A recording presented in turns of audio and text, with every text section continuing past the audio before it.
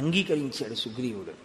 కానీ ఇప్పుడు మళ్ళీ వెళ్ళు మీ అన్నయ్య దగ్గరికి అన్నాడు. అయ్య బాబోయ్ అని భయం ఏది, కాబట్టి నువ్వు బెంగ పెట్టుకోకు లక్ష్మణ, అదిగో ఆ పర్వత చర్యల కింద గజపుష్పీం ఇమాం పుల్లాం ఉత్పాట్య శుభలక్షణాం కురు లక్ష్మణ కంఠేస్య సుగ్రీవస్య మహాత్మనః. అదిగో అక్కడే నాగకేసరపు లత ఒకటి పుష్పించినటువంటిది పెరిగి ఉంది. ఆ లతని పీకి పట్టరా లక్ష్మణ, పట్టుకొచ్చి పువ్వులతో ఉన్నటువంటి ఆ తీగని మెడలో మాలగా వేయి సుగ్రీవుడికి. ఇప్పుడు ఈ గజపుష్పలత ఉన్నటువంటి వాడు సుగ్రీవుడు, అది లేనివాడు వాలి. నాకు గుర్తు తెలుసు, ఇప్పుడు వాలిని సంహరిస్తాను, కాబట్టి నువ్వు మళ్ళీ వెళ్ళి ఇప్పుడు పిలు మీ అన్నయ్యని యుద్ధానికి, నీకేమీ ప్రమాదం రాదు. ఇక్కడే మీరు ఒక విషయాన్ని గమనించాలి. ఇది యథార్థమేనా? రాముడు నిజంగా బాణం వేయకపోవడానికి కారణం అంతేనా? అంతే. మీరు అందులో ఏమాత్రమైన సందేహాన్ని మనసులో పెట్టుకుని మాట్లాడితే, రాముడు కొమ్మ వేశాడు సుగ్రీవుడు కూర్చోబెట్టలేదు, లక్ష్మణుడిని కూర్చోబెట్టలేదని మనసులో పెట్టుకుని బాణం వేయలేదండి అన్నారనుకోండి, రాముని యొక్క త్రికరణ శుద్ధిని మీరు శంకించడం. మరి రాముడు బాణం వెయ్యడానికి వీలు లేనంతగా వాలి సుగ్రీవులు ఒక్కలా కనపడి రాముడు బాణం వెయ్యలేని స్థితి ఎందుకు వచ్చింది? సుగ్రీవుడి పాపమే అలా చేసింది. ఏమిటా పాపం? మహాత్ముల పట్ల అమర్యాదతో ప్రవర్తించడం, మహాత్ముల పట్ల మర్యాదతో ప్రవర్తించడం, ఈ రెండు సత్య ఫలితాలు ఇస్తాయి. మీరు ఒక పాపకర్మ చేసి ఉన్నారనుకోండి, మీరంటే మనం ఒక పాపకర్మ చేసామనుకోండి, అది ఎప్పుడో ఫలితాన్ని ఇస్తుంది. కొన్ని అవి ఏం చేస్తాయంటే వెంటనే ఏం ఫలితాన్ని ఇవ్వవు, ఇస్తాయి ఎప్పుడో, తర్వాత ఎప్పుడో ఇస్తాయి. కొన్ని ఈశ్వరుడు ఏం చేస్తాడంటే తర్వాత వరకు కూడా ఉంచడం. కొన్ని చాలా భయంకరమైనటువంటి ఉంటాయి. అందులో అత్యంత ప్రమాదకరమైనటువంటి దోషం మహాత్ముల జోలికి వెళ్ళడం. ఈశ్వరుణ్ణి బాగా గుండెలలో నమ్మి ఆరాధించేటటువంటి వాడు కాని బాధపడేటట్టు మీరు ప్రవర్తిస్తే, ఆయన బాధపడ్డా పడలేదా పక్కకు వదిలేయండి, ఆయన పడకపోవచ్చు. ఆయన బాధ పడకపోయినా ప్రవర్తించినందుకు మీరు ఫలితం అనుభవించవలసింది. ఆయన పడలేదు కదండి ఫలితం, ఆయన ఏం బాధపడితే కదా నాకు ఫలితం ఇవ్వడానికి, అది వేరు. నువ్వు ప్రవర్తించావా లేదా, ఈశ్వరుడు ఫలితం ఇచ్చేస్తాడంతే. నేను మీకు ఒక ఉదాహరణ చూపిస్తాను. సుబ్రహ్మణ్యేశ్వర స్వామి వారు ఈ దేశంలో సనాతన ధర్మంలో కర్మ మార్గాన్ని ముందు శంకరాచార్యుల వారు జ్ఞాన మార్గాన్ని నిలబెట్టడానికి వచ్చేటప్పటికి, శంకరాచార్యుల వారు అద్వైత స్థాపకుడు అంటారు, అంతకన్నా తప్పు మాట ఇంకోట్లేదు. శంకరులు అద్వైత స్థాపకులు కారు. ఎలా వచ్చేసిందో నాకు తెలియదు. ఆఖరికి ఆయన నామావళిలో కూడా అద్వైత స్థాపక ఆయన మహాన్ రాస్తూ ఉంటారు. ఆయన అద్వైత స్థాపకులు ఏంటి? అద్వైత స్థాపకులు శంకరాచార్యుల వారైతే అంతకు ముందు లేని దాన్ని ఆయన కొత్తగా తీసుకొచ్చి పెట్టినవారు. ఆ అవతారం వచ్చిందే వేదాన్ని ప్రచారం చేయడానికి. అద్వైతము వేదాంతర్గతమైన సిద్ధాంతము, వేదాంతర్గతము వేదసారమే అద్వైతము. వేదసారమైన అద్వైతాన్ని ఆయన ప్రచారం చేశారు. అద్వైత ప్రచారకులే తప్ప అద్వైత స్థాపకులు శంకరులు కారు. అద్వైత స్థాపకులు అంటే అంతకు ముందు లేనిది ఇప్పుడు కొత్తగా తెచ్చినది అవుతుంది. ఆయన ఏదీ కొత్తగా పెట్టలేదు, ఉన్నదాన్ని ఆయన ప్రచారం చేశారంతే. అప్పుడే శంకరాచార్యులు వారి అవతారం గురించి మీకు సరిగా అర్థమైందని గుర్తు.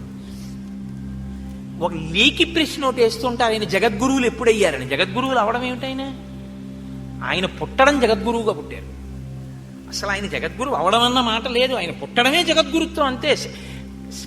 కైలాస శంకరుడు కాళది శంకరుడిగా రావాలనుకున్నప్పుడే జగద్గురువుగా వచ్చారు ఆయన, తప్పించి. అందుకే అసలు ఆయన వస్తూనే సన్యాసాశ్రమం తీసుకోవడానికే సిద్ధపడి ఉన్నారు, వివాహం చేసుకోలేదు. ఆతృత సన్యాసం స్వీకరించి లోకమంతా తిరిగారు. నాకు భవతి భిక్షాందేహి అంటే చేతిలో ఏ తల్లి కబళం వేస్తుందో వాళ్ళందరూ నా తల్లులే అన్నారు. అమ్మా, నేను నీ దగ్గర ఉంటే నువ్వు ఒకటివే తల్లివి. నేను దేశమంతా తిరిగితే నాకు ఆకలేసి ఏ ఇంటి ముందుకెళ్ళి అన్నం అడిగితే నా చేతిలో అన్నం పెట్టిన తల్లులందరూ నాకు తల్లులే, కాబట్టి నేను సన్యాసం స్వీకరిస్తా అన్నారు. ఆయన ఎప్పుడో జగద్గురువు, పుట్టుకతోనే జగద్గురు. ఆయన ఒకప్పుడు జగద్గురువు అవడం, ఒక జగద్గురువు అవకపూర్వం అలా ఏముండవు శంకరాచార్యుల వారి అవతారంలో. అది తెలుసుకుని మాట్లాడాలి చెప్పేటప్పుడు. కాబట్టి ఇక్కడ శంకరాచార్యుల వారు జ్ఞాన మార్గ ప్రచారం చేసి అద్వైత సిద్ధాంత ప్రచారం ప్రారంభం చెయ్యడానికి ముందు సనాతన ధర్మాన్ని పటిష్టం చేయడం కోసం కర్మ మార్గాన్ని పటిష్టం చేయడానికి సుబ్రహ్మణ్యేశ్వర స్వామి కుమారిల భట్టు అన్న రూపంలో వచ్చారు. వచ్చి ఆయన బౌద్ధ మతం ఈ దేశం నుంచి కదిలిపోయేటట్టుగా చేశారు. కుమారిల భట్టు ముందు కదిపిన వారు అసలు. కాబట్టి శంకరాచార్యులు వారు బౌద్ధానికి వ్యతిరేకంగా ఉన్నారంటారు, తప్పది. శంకరులని బౌద్ధం తట్టుకోలేకపోయింది తప్ప శంకరులు అసలు ఎప్పుడూ ఎవరిని వెళ్ళదోసే ప్రయత్నం చేయలే. ఎందులో మంచి ఉంటే దాన్ని ఆయన గ్రహించారంతే. శంకరుల గురించి మీకు సరిగా అర్థమైతే మీరు శంకరుల గురించి మాట్లాడే మాటలు వేరుగా ఉంటాయి. శంకరులు ఎప్పుడూ ఎవరిని ఓడించి తరిమేయడం ఆయన యొక్క సిద్ధాంతం కానే కాదు, ఆయన ఆశయము కాదు. ఆయన ప్రతి దాంట్లోంచి సారమున్న ప్రతి దాన్ని ఆయన తీసుకున్నారు. ఎంతవరకు పనికొస్తుందో అంతవరకు చూపించారు. ఏది అనుష్ఠాన యోగ్యము కాదో అది అందుకు పనికిరాదు అని చెప్పారంతే తప్ప నే పట్టుకున్నదే సత్యం మిగిలినవన్నీ అసత్యాలని శంకరాచార్యుల వారు అసలు ఎప్పుడూ మాట్లాడలేదు. అలా మాట్లాడితే, అటువంటి సంకుచితత్వంతో ప్రవర్తిస్తే శంకర భగవత్పాదులు షణ్మత స్థాపనాచార్యులు కానే కాలేరు. తర్వాత చాలా మందికి ఒక అపోహ, శంకరాచార్యుల వారు విభూతి రేఖలు పెట్టుకుంటారు కాబట్టి ఆయన శివుడు, ఆయన పరమశివుణ్ణి ప్రధాన దైవంగా ఆరాధించిన వారు అని అనుకుంటారు. నేను మీకు ఒక యథార్థం చెప్పనా, శంకరాచార్యుల వారంత గొప్ప వైష్ణవుడు ఎక్కడా, శంకరాచార్యుల వారు చాలా గొప్ప వైష్ణవుడు. నేను ఎందుకు ఈ మాట అంటున్నానో తెలుసా అండి? శంకరాచార్యుల వారి ఆరాధ్య దైవం కృష్ణ పరమాత్మ. మీరు ఇప్పటికీ కాలడి వెడితే కాలడిలో ఆయన ఆరాధించినటువంటి కృష్ణ పరమాత్మ యొక్క స్వరూపాన్ని శృంగగిరి పీఠం వారే అక్కడ ఉంచారు. సచ్చిదానంద శివాభినవ నరసింహ భారతీ స్వామి వారు కదండి, మహానుభావుడు. ఆ ప్రాంతానికి వెళ్ళి శంకరులు ఎక్కడ స్నానం చేశారో, ఎక్కడ మొసలి ఆయన కాలు పట్టుకుందో ఆ ప్రాంతాన్ని గుర్తించి శంకర భగవత్పాదులు తన తల్లిగారిని సమాధి చేసినటువంటి ప్రదేశాన్ని కూడా గుర్తించి, అక్కడ శంకరాచార్యుల వారు పుట్టినటువంటి గదిని గుర్తించి ఆయన జ్ఞానశక్తి చేత అక్కడ శంకరాచార్యుల వారి గుడి కట్టించి, ఎక్కడ రోజు ఆయన వెళ్ళి స్నానం చేసేవారో, తల్లిగారు స్నానం చేసేవారో, పూర్ణానదిని తీసుకొచ్చినప్పుడు కృష్ణాలయం అందులో మునిగిపోతుంటే కృష్ణుడు శంకరా నేను ఇప్పుడు ఎక్కడుండను అంటే ఆయన తీసుకొచ్చి బయట ఎక్కడ పెట్టారో అవన్నిటినీ పరిరక్షించారు శృంగగిరి పీఠం వారు. సచ్చిదానంద శివాభినవ నరసింహ భారతీ జాతికి అందించినటువంటి గొప్ప ఉపకారం. అందుకే శృంగగిరి పీఠాన్ని అధివసించిన మహాపురుషులందరూ ఏదో ఒక గొప్పతనాన్ని ప్రతి ఒక్కరూ ఒక్కొక్కటి ఈ దేశానికి అందించి వెళ్ళారు. అవతార పరిసమాప్తి చేసే లోపల శంకరాచార్యుల వారి జీవితం అంతా కూడా ఎక్కడ మంచి ఉంటే దాన్ని గ్రహించడం. అసలు ఆయన బ్రహ్మచర్యంలో ఉండగా ఆయన నోటి వెంట వచ్చిన మొట్టమొదటి స్తోత్రం లక్ష్మీ స్తోత్రం. విభూతి పెట్టుకోవడం అంటారా? విభూతి పెట్టుకోవడం అనేటటువంటిది వైదికమైన ప్రక్రియ, వేదాంతర్గతము. ఆ విభూతిని ఎడమ చేతిలో వేసుకుని కుడి చేతితో మూసి చెప్పవలసిన మంత్రం చెప్పి స్నానం అయిన తరువాత ఇస్తే సజల భస్మ, స్నానం చేయకపోతే పొడి భస్మ పెట్టుకోవాలని. ఆ సజల భస్మని కుడి చేతితో మూసి మంత్రం చెప్తారు. నేను కాకినాడలో శివమహాపురాణం చెప్పినప్పుడు ఆ మంత్రాన్ని బోర్డుల మీద రాసి అందరికీ ప్రచారం చేశాం కూడా, ప్రింట్ వేసి ఇచ్చి ఇలా పెట్టుకోండి విభూతిని. ఆ సజల భస్మని పెట్టుకుంటారు. అది వేదోక్తం, అది పురాణోక్తము. అది అందుచేత శంకరాచార్యుల వారు విభూతి పెట్టుకుంటే ఆయన శైవుడని కాదు దాని అర్థం. ఆయన చాలా గొప్ప వైష్ణవుడు. ఆయన సౌరోపాసన, గాణాపత్యం, శాక్తేయం వారు సౌందర్యలహరి చేశారు. శంకర భగవత్పాదుల వంటి వ్యక్తి, శంకర భగవత్పాదుల వంటి అవతారం శంకరాచార్యుల వారి తర్వాత ఇప్పటి వరకు రాలేదు. నా భూతో నా భవిష్యతి అని నేను అన్నాను. ఎందుకో తెలుసా? అలాంటి అవతారం మళ్ళీ రావాలని కోరుకోవాలి మనందరం. కాబట్టి నా భవిష్యతి అన్నమాట నేను అన్నాను. కాబట్టి అంతటి మహానుభావుడు శంకర భగవత్పాదులు అంటే. సరే, నేను ఎందుకు మీతో ఇది మనవి చేయవలసి వచ్చింది అంటే, ఒక దాంట్లోంచి ఒక దాంట్లోకి వెళ్ళడం జరిగింది. శంకరులకి ముందు సుబ్రహ్మణ్యేశ్వర స్వామి వారు వచ్చారు. నాన్నగారు వచ్చే లోపల ముందు కొడుకు వచ్చాడు. కర్మ మార్గాన్ని నేను పరిపుష్టం చేస్తే జనం సనాతన ధర్మం వైపుకి తిరుగుతారు. తిరిగిన తరువాత నాన్నగారు వచ్చి జ్ఞాన మార్గాన్ని నిలబెడతారని ఆయన కర్మ మార్గాన్ని పరిపుష్టం చేశారు. చేసినప్పుడు ఆయనకి బౌద్ధులతో ఒక వాదన జరిగింది. ఆయన బౌద్ధుల రహస్యాలు తెలుసుకున్నారు శఠబుద్ధితో ఒకప్పుడు. అలా తెలుసుకుంటే తప్ప ఖండించడం కుదరదని. తదనంతర కాలంలో ఆయన బౌద్ధుడు కాడు అని తెలుసుకుని ఆయన్ని సంహరించే ప్రయత్నం చేస్తే ఆయన ఏం చేశారంటే, ఒక భవనం యొక్క పై అంతస్తులోంచి కిందకి దూకేస్తూ వేదమే ప్రమాణమైతే నాకు దెబ్బ తగలకుండుగాక అని దూకేశారు పైనుంచి. దూకేస్తే కుమరిల భట్టు కింద పడిపోయారు. కింద పడిపోతే ఆయనకి ఏమీ అవ్వలేదు, కానీ ఒక కన్ను మాత్రం దెబ్బతింది. ఆయన వెంటనే వేదమాత గాయత్రిని ప్రశ్నించారు. నేను వేదాన్ని నమ్మాను, నేను ప్రమాణమైతే అని చెప్పి దూకితే నాకేం అవ్వలేదు, కానీ నా కన్ను ఎందుకు దెబ్బతిందని అడిగారు. వెంటనే అశరీరవాణిగా వేదం అంది, వేదమే ప్రమాణము కనుక నాకు దెబ్బ తగలకూడదని నువ్వు అని ఉంటే నీకు దెబ్బ తగిలి ఉండేది కాదు. వేదమే ప్రమాణమైతే అంటే చిన్న అనుమానం ఉంది కాబట్టి కన్ను దెబ్బతింది. సంశయం ఒకటి చిన్నది పెట్టుకున్నావు కాబట్టి ఆ పాటి దెబ్బ నువ్వు తినవలసి ఉంటుంది. ఎందుకంటే మహాత్ముల పట్ల, దేవతా స్వరూపాల పట్ల ఆస్తిక్య బుద్ధి అంటే చేసేటప్పుడు నమ్మి చెయ్యాలి తప్ప ఉందో లేదో అన్న అనుమానంతో చేయకూడదు. సుగ్రీవుడు రాముడు చేస్తాడంటున్నాడు, కానీ పరీక్షలు పెడుతున్నాడు. దీని ఫలితం ఎక్కడికి పోతుంది? కాబట్టి ఇప్పుడు రాముడి మీదకి తోయకండి. రాముడికి తెలిసి రాముడు కావాలని బాణం వేయలేదు, ఓ కొమ్మ మీద తన్ని కూర్చోబెట్టాడని, లక్ష్మణుడికి కొమ్మ వేయలేదని, అందుకని రాముడు బాణం వేయకుండా బాగా దెబ్బలు తిన్నాక వెనక్కి తీసుకొచ్చి బుద్ధి వచ్చిందా అని చెప్పి అప్పుడు దండయించాడు అనుకోకండి. అలా అయితే అసలు వాళ్ళనే చంపడు.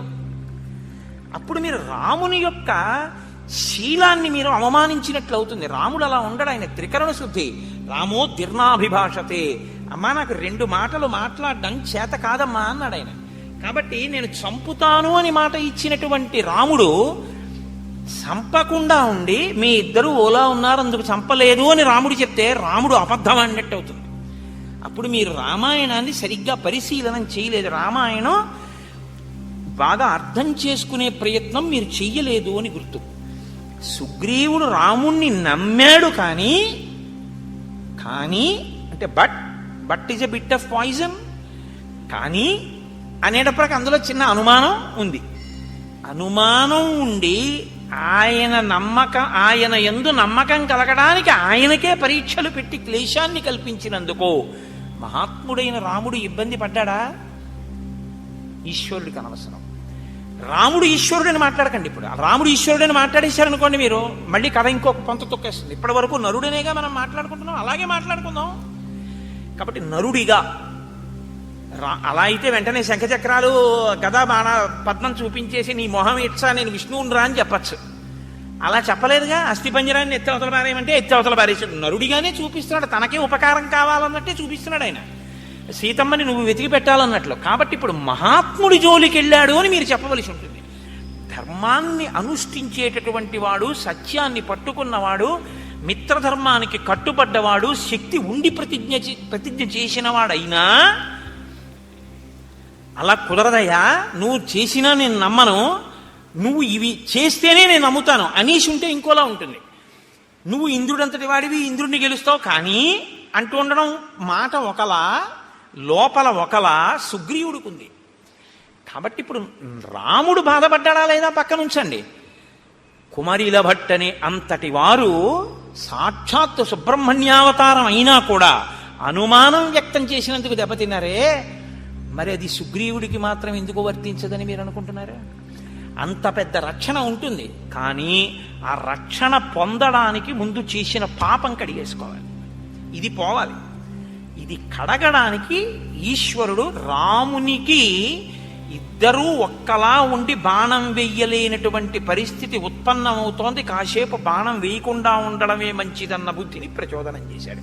అప్పుడే రామాయణాన్ని రామాయణంగా మీరు అర్థం చేసుకున్నట్టు అవుతుంది. ఇప్పుడు రాముడి దోషం ఏముంది? ఆయన అదే చెప్పాడు, మీ ఇద్దరూ అశ్విని దేవతల్లా ఉన్నారు, ఒక్క బాణం సరే వేసేద్దాం, ఏమైతే అయింది అని వేసేయడానికి అది మామూలు బాణం కాదు, ప్రాణాలు ఉగ్గడించేస్తుంది. నువ్వు చచ్చిపోతే ఇక నా జీవితం వ్యర్థం. ఎందుకంటే నేను ధర్మం తప్పలేదన్నాడే, నేను ఎప్పుడు ధర్మం తప్పలేదు.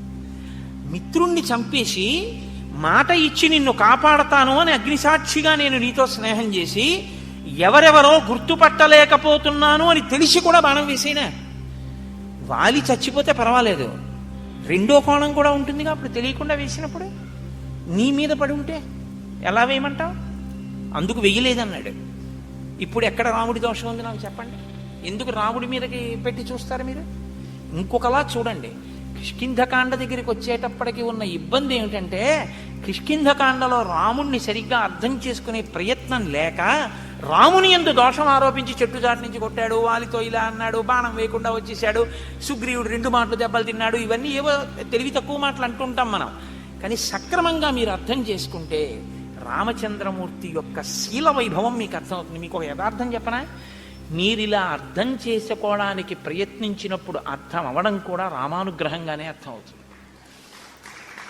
ఆ రామానుగ్రహంతో అర్థమై మీరు మనసులో అంత ఆనందించగానే, రామా ఎంత ధర్మాత్ముడవు అని ఆలోచించగానే మీ యందు ఒక మార్పు వస్తుంది. ఏమిటో తెలుసా అండి, మీరు మహాత్ముల జోలికి వెళ్ళరు. తప్పు వాళ్ళ జోలికి మనం వెళ్ళకూడదు అన్న నిశ్చయాత్మక బుద్ధితో ఉంటారు కాబట్టి మీకు ఇబ్బందులు రాకుండా ఉంటాయి. సరికదా, మహాత్ముల యందు అలా ప్రవర్తించకపోవడం మీకు సత్య ఫలితాన్ని ఇస్తుంది. ఏ సత్య ఫలితం? విజయాన్ని మీకు ఇస్తుంది. అది మీకు వెంటనే చూపిస్తారు మహర్షి. ఎంత గమ్మత్తుగా ఉంటుందో అందుకే రామాయణం. కాబట్టి చూడండి, ఇప్పుడు మెడలో పుష్పమాల వేసి గజపుష్పీం ఇమాం పుల్లాం ఉత్పాట్య శుభలక్షణాం కురు లక్ష్మణ కంఠేస్య సుగ్రీవస్య మహాత్మనః. ఇప్పుడు ఆ పాపము కడగబడినటువంటి మహాత్ముడు కాబట్టి ఈ గజపుష్పమాలతో నువ్వు యుద్ధానికి వెళ్ళు అంటే ఆయన మళ్ళీ బయలుదేరి నడుస్తున్నారు. అగ్రతస్తు యయౌ తస్య రాఘవస్య మహాత్మనః సుగ్రీవ సంహత గ్రీవో లక్ష్మణస్య మహాబలః పృష్ఠతో హనుమాన్ వీరో నలో నీలస్య వానరః తారశ్చైవ మహాతేజ హరియూథ సయూథపః. ముందు లక్ష్మణుడు సుగ్రీవుడు నడుస్తున్నారు, వారి వెనక రాముడు నడుస్తున్నారు.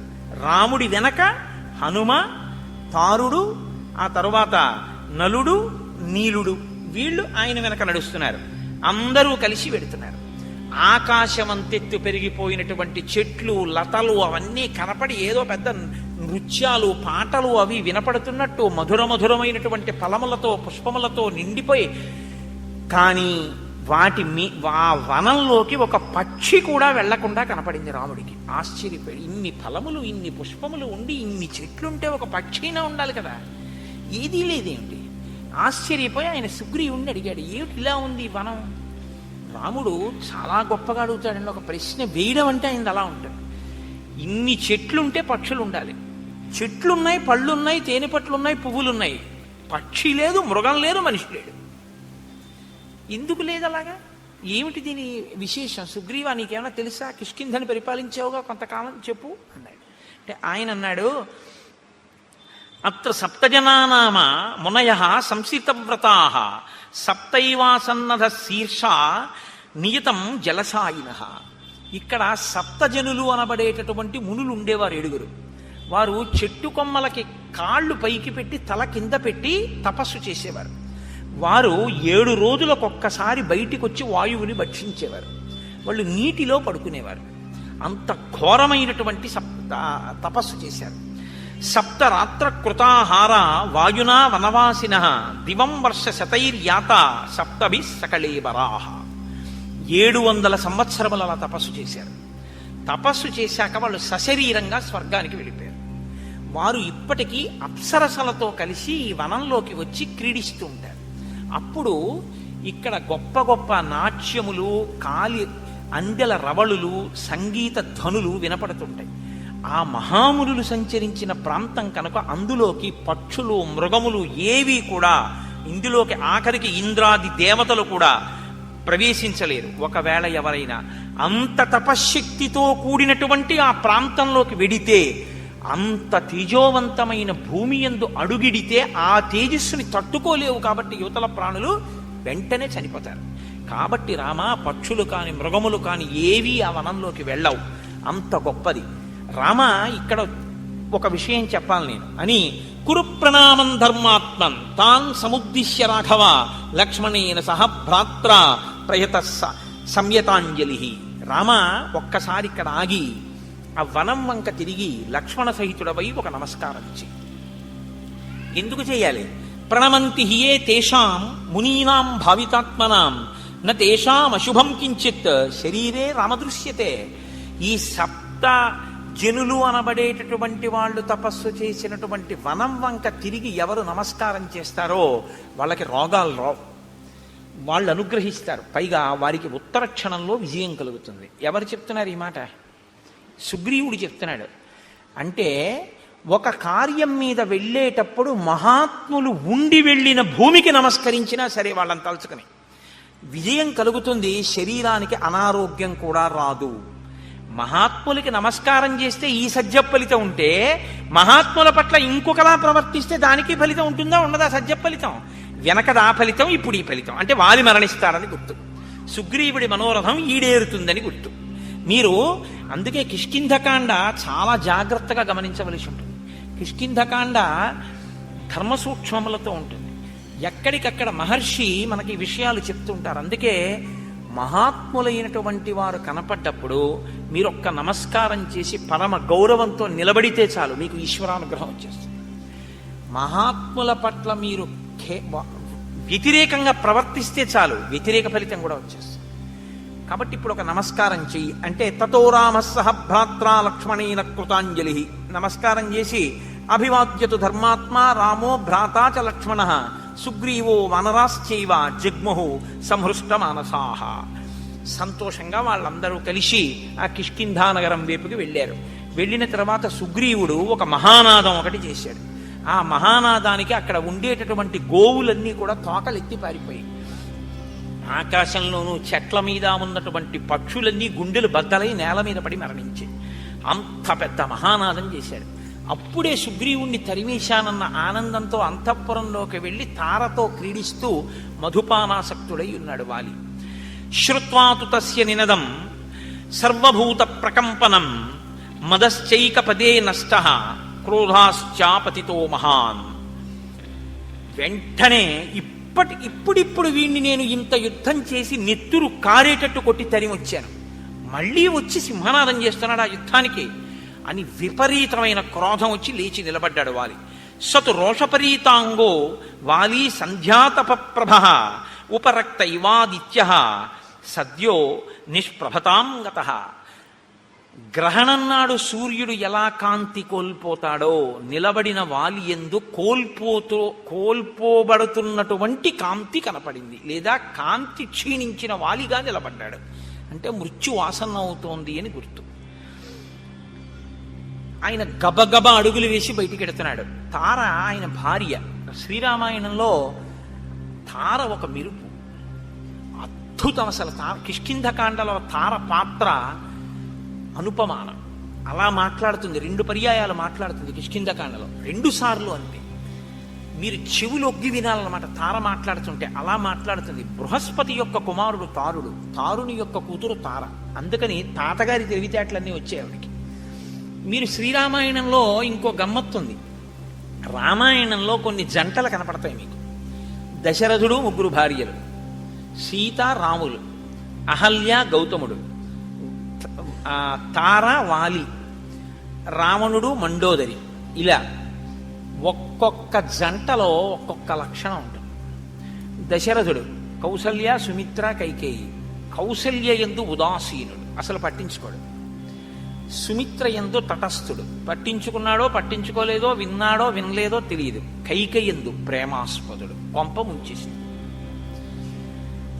అహల్య గౌతములు చెయ్యరానంత అపరాధం అహల్య చేసింది. అయినా తన భార్యని ఉద్ధరించుకుని తన పక్కకి తెచ్చుకోవడమే తప్ప భార్యని విడిచిపెట్టడం అన్నది సనాతన ధర్మంలో లేదని నిరూపించిన వాడు గౌతముడు. తార వాలి.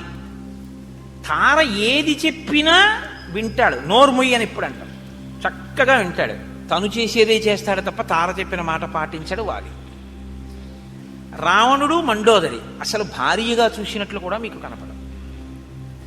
అంత మహాపతివ్రత. మహర్షి స్పష్టంగా చెప్పారు రామాయణంలో, సీతమ్మ ఎంత సౌందర్యవతో మండోదరి అంతే సౌందర్యవతి.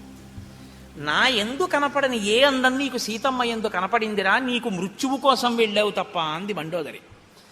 కాబట్టి రావణాసురుడు అనబడేటటువంటి వాడు ఇంత గొప్పదైనా మండోదరిని అసలు ఎప్పుడు భార్యాస్థానంలో ఇవ్వవలసిన కనీస గౌరవం కూడా ఇవ్వనివాడు. కాబట్టి ఆవిడ చెప్పడం ఈయన వినడం అన్నది అసలు ఉండనే ఉండదు. ఆ దాంపత్యం అటువంటిది. అయినా ఆవిడ ఆయన్ని అనుగమిస్తూనే ఉంటుంది, మహాపతివ్రత. సీతారాములు దాంపత్యం అంటే వీళ్ళిద్దరిదే రామాయణంలో. ఎందుకో తెలుసా అండి, రాముడు ఏదైనా సీతమ్మతో మాట్లాడతాడు, సీతమ్మ ఏదైనా రాముడితో మాట్లాడుతుంది. సీతమ్మ చెప్పిన దాంట్లోది నేను తీసుకోవలసి ఉంది అనుకుంటే రాముడు ఆవిడ చెప్తేనే వినడం ఏమిటి అనుకోడు, చాలా మంచి మాట చెప్పావో అలా చేద్దాం అంటాడు. ఒకవేళ సీతమ్మ చెప్పింది చేయకూడదు అనుకుంటే, ఇది ఒక్కనాటికి చేసే విషయం కాదు, నేనెవరో నీకు బాగా తెలుసు, అయినా నువ్వు ప్రేమతో చెప్పావు, నువ్వు కాకపోతే ఎవరు చెప్తారు, ఫలానా కారణానికి ఇది చేయడం కుదరదు అని వివరిస్తాడు. రాముడు ఏదైనా సీతమ్మకి చెప్తే రాముడు చెప్పిందే సీతమ్మ చేస్తుంది. కానీ రాముడు ఇది చేస్తే బాగుంటుంది అనుకుంటే ఆయనకి నేను చెప్పడం బాగుంటుందా అని ఊరుకోదు, చెప్పి తీరుతుంది. ఇది సీతారాములిద్దరిది పెద్దలు కుదిర్చిన వివాహం, దశరథ మహారాజు జనకుడు కుదిర్చిన వివాహం. పెద్దలు కుదిర్చిన వివాహం ఏదో అది రామాయణంలో టోటల్ సక్సెస్. వాళ్ళిద్దరూ అంత ఆదర్శవంతమైనటువంటి జీవితాన్ని గడిపారు. కాబట్టి మనం బతికితే సీతారాముల్లా బతకాలి. దాంపత్యంలో భార్యాభర్త ఎలా ఉండాలి అన్నది రామాయణంలో మీరు శ్రీరామాయణము దాంపత్యమును చదివారు అనుకోండి. నేను మీతో అన్నానుగా, రామాయణాన్ని ఒక్కసారి చదవకండి, రామాయణాన్ని అనేక కళ్ళజోళ్ళు పెట్టుకు చదవండి. అనేక కళ్ళజోళ్ళు అంటే నా ఉద్దేశం రామాయణము ధర్మశాస్త్రము, రామాయణము జ్యోతిష శాస్త్రము, రామాయణము శకుని శాస్త్రము, రామాయణము పరిపాలనా శాస్త్రము, రామాయణము బంధుప్రీతి, రామాయణము ధర్మశాస్త్రము, రామాయణము ఇదిగో దాంపత్య జీవనము. ఇలా మీరు ఎలా కావాలనుకుంటే అలా రామాయణాన్ని చూడొచ్చు. వెంటనే మీకు రామాయణంలోంచి వచ్చేస్తుంది అంతే సారం. మీరు ఎలా ఉండాలో రామాయణం చెప్పేస్తుంది. అందుకే రామాయణం వేదోపబృంహణం. రామాయణం చెప్పంది లోకంలో ఏమీ ఉండదు, అన్నీ చెప్తుంది రామాయణం. కానీ రామాయణాన్నే మీరు చెప్పాలి, రామాయణాన్నే మీరు చదవాలి, రామాయణాలు చెప్పకూడదు. వాల్మీకి రామాయణాన్నే చదువుకోండి, అంటే మిగిలినవి చదవద్దని కాదు, చదివి సంతోషించండి. వాల్మీకి మహర్షికి ప్రత్యక్షంగా ఆచమనం చేస్తే ఏది కనపడి సత్యమై రచింపబడిందో అది వాల్మీకి రామాయణం ఒకటి. మిగిలినవి అనుభవింపబడి రచింపబడినటువంటి రామాయణాలు. కాబట్టి లోకంలో అందుకే ఓ మాట వచ్చిన ఏదో రామాయణం చెప్పి వెళ్ళాడా అంటారు. అంటే ఏది చెప్పినా రామాయణంలోంచి తప్ప చెప్పడానికి ఇంకో చోటు నుంచి ఉండదు. కాబట్టి ఇప్పుడు ఆ తార వెడుతున్నటువంటి వాలిని ఆపంది. వాలి దంస్ట్రా కరాళస్తు క్రోధా దీప్తాగ్ని సన్నిభ భాత్యుత్పతిత పద్మాభ సంమృణాల ఇవ హ్రద. ఆ వెడుతున్నటువంటి ఆ వాలిని ఆపి తార అంటుంది, నీవు తొందరపడి మళ్ళీ ఇప్పుడిప్పుడే ఏ సుగ్రీవుణ్ణి పిడికిటి పోట్లు పడిచి నెత్తురు కారేటట్టు కొట్టావో ఆ సుగ్రీవుడి మీద యుద్ధానికి నువ్వు మళ్ళీ వెడుతున్నావు. కానీ సాధుక్రోధమిమం వీర నదీవేగమివాగతం శయానాద్దుదిత కాల్యం త్యజ భుక్తామివ స్రజం.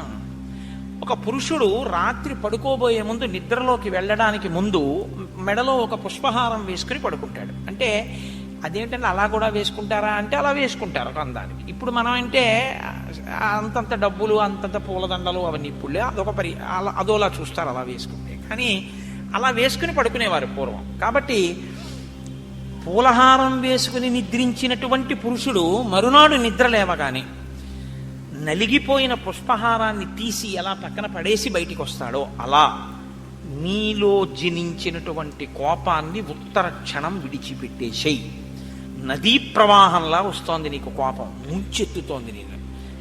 ఆ ముంచెత్తుతున్న ప్రవాహాన్ని పురుషుడు దండ వేసుకుని రాత్రి పడుకున్నవాడు ఉదయం విడిచిపెట్టినట్టు ఆ క్రోధాన్ని నువ్వు విడిచిపెట్టు.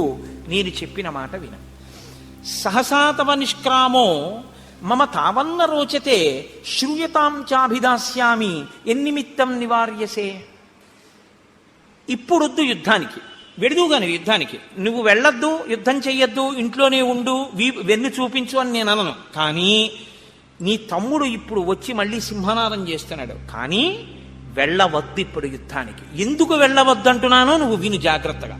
తప్ప క్రోధంతో గబగబా తొందరపడిపోయి వెళ్ళిపోవద్దు. త్వయాతస్య నిరస్తస్య పీడితస్య విశేషతః ఇహైత్య పునరాహ్వానం శంకాం జనయతీవమే. ఇప్పుడిప్పుడు నువ్వు పిడిగుద్దులు గుద్దావు, నెత్తురు నవరంధ్రములలోంచి కారిపోతూ ఏడుస్తూ ఋష్యమూక పర్వతం మీదకి పారిపోయాడు ప్రాణాల కోసం.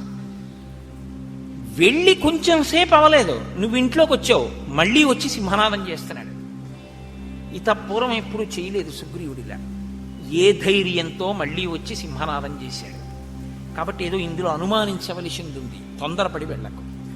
దర్పశ్చ వ్యవసాయశ్చ యాదృశస్తస్య నర్దతః నినాదశ్చాపి సంరంభో నైతదల్పం హి కారణం. నువ్వు జాగ్రత్తగా అతను చేస్తున్నటువంటి సింహనాదాన్ని విను. అతనిలో ఒక ఉద్యమం కనపడుతోంది, ఏదో చాలా ఉత్సాహంగా ఉన్నాడు.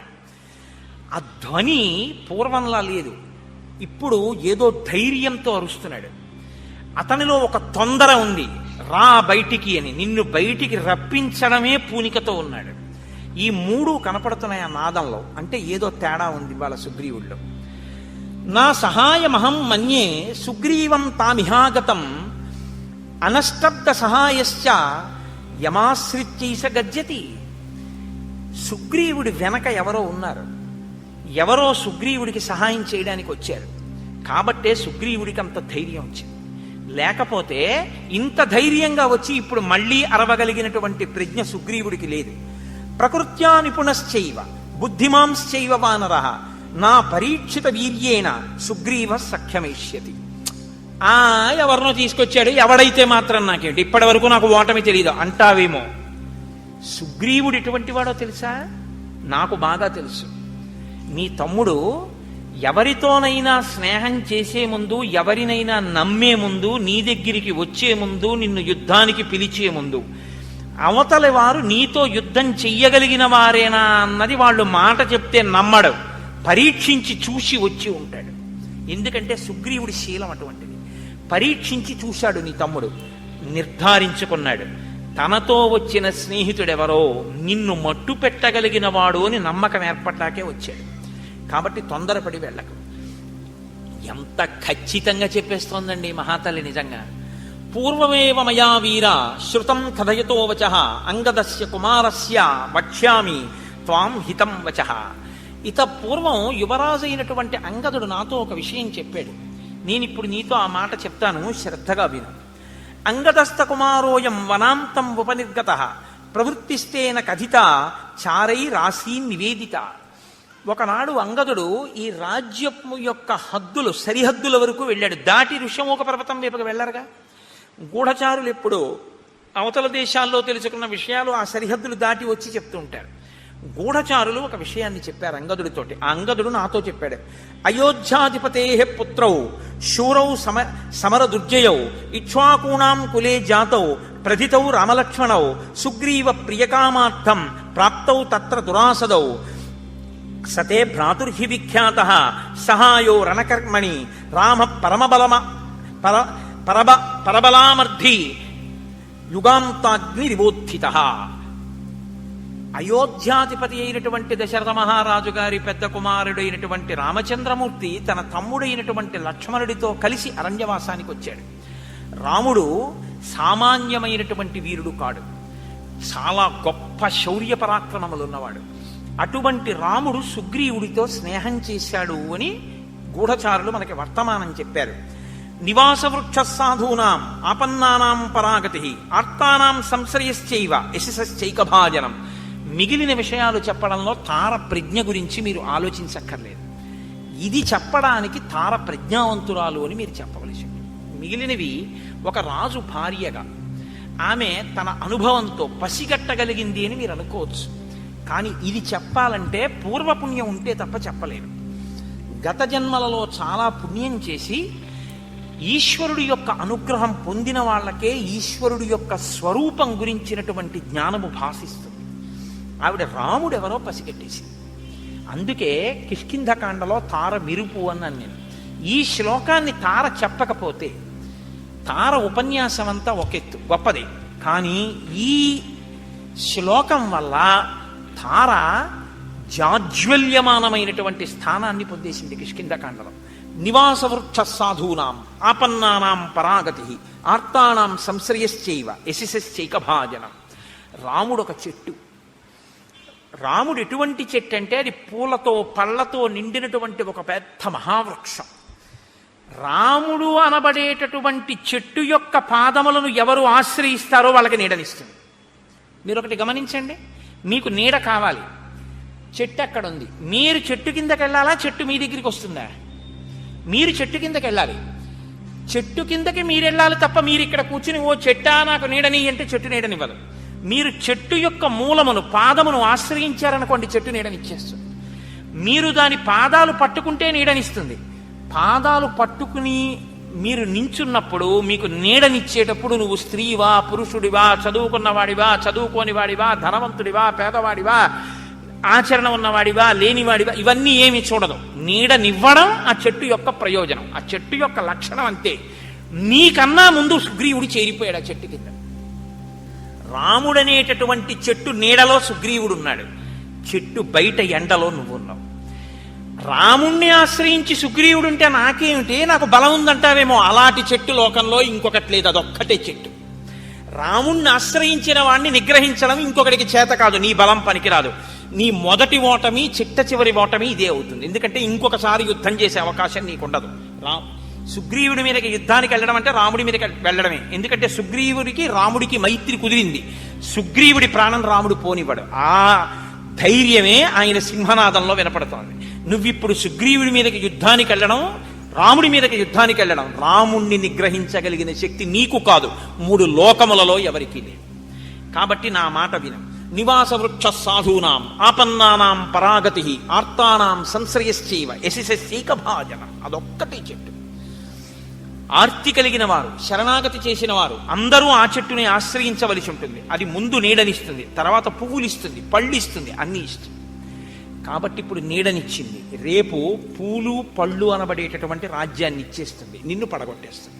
కాబట్టి నా మాట విను, నువ్వు యుద్ధానికి వెళ్ళొద్దు. జ్ఞాన విజ్ఞాన సంపన్నో నిదేశే నిరతప్పితు ధాతూనామివ శైలేంద్రో గుణానాం అకరో మహాన్.